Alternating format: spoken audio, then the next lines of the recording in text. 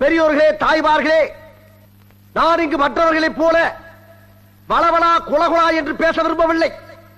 ரத்ன சுருக்கமாக பேசி உங்கள் மத்தியிலே விடைபெற ஆசைப்படுகின்றேன்.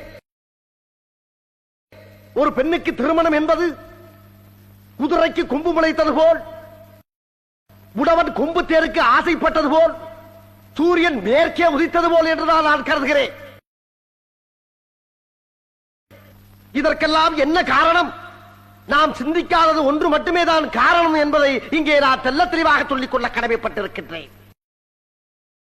உதாரணத்துக்கு இந்த மணப்பெண் சுபலட்சுமி எடுத்துக் கொள்ளுங்கள்.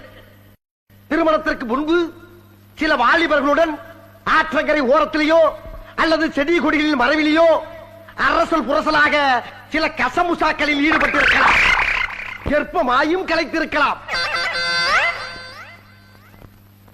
இந்த விஷயம் தம்பி கணேசனுக்கு தெரிய வரும் பொழுது இதை பெரிதாக எடுத்துக் கொள்ளக் கூடாது.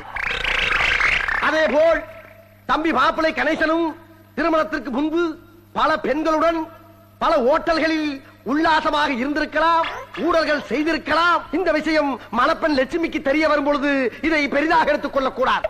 அதேபோல் இருவருமே பரஸ்பரமாக எடுத்துக் கொள்ள வேண்டும்.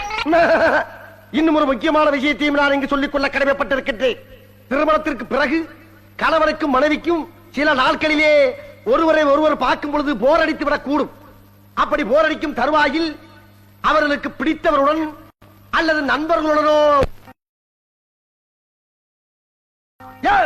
கைவசை செய்து கொள்ளலாம். அப்படி செய்தால் சந்தேகம் என்ற கொடிய நோய் அழிந்துவிடும். இங்கே நான் சொன்ன கருத்திலே மாற்று கருத்து யாரும் தெரிவிக்க ஆசைப்பட்டால் உடனே தெரிவிக்க வேண்டும் என்று கேட்டுக்கொள்கிறேன். Download ShareChat.